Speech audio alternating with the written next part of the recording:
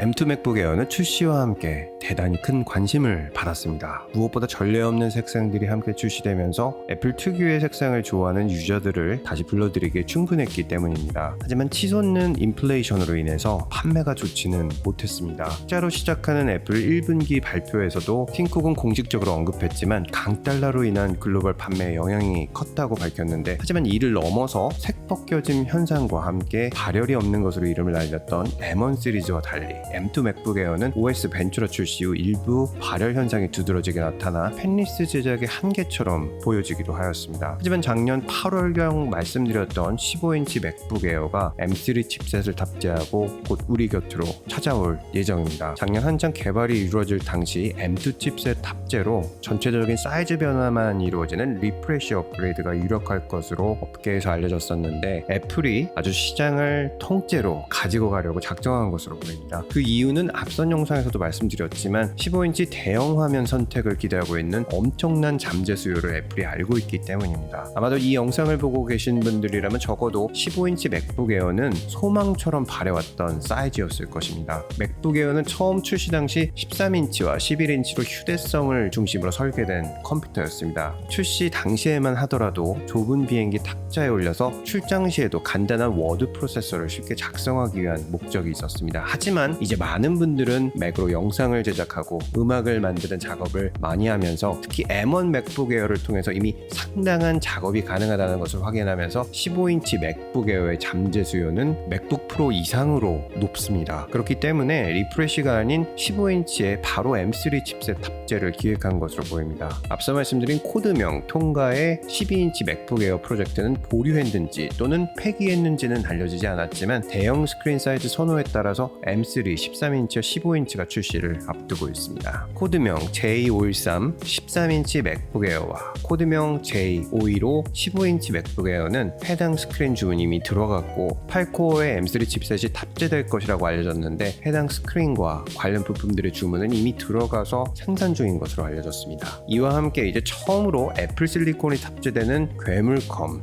코드명 J180 M2 울트라를 탑재한 맥 프로가 함께 출시를 앞두고 있는데요. 앞서서 4월 출시가 유력했던 이야기는 M3 칩셋으로 소문이 전개되면서 작년 WWDC에서 M2를 공개한 것 같이 WWDC에서 M3를 공개하고 해당 제품들을 출시할 가능성이 가장 높습니다. 이 중에서 딱 한 가지를 고르라고 한다면 망설임 없이 15인치 맥북 에어를 추천드리고 싶습니다. 작년 8월부터 제가 존버하시라고 말씀을 드려서 4월 출시설 설레이셨다면 아쉽지만 6월까지는 조금 더 기다리셔야 할 것 같습니다. 다만 기다리셨던 만큼 분명히 최고의 만족도로 출시될 것으로 예상해 보겠습니다. 감사합니다. 보스턴에서 루트9이었습니다.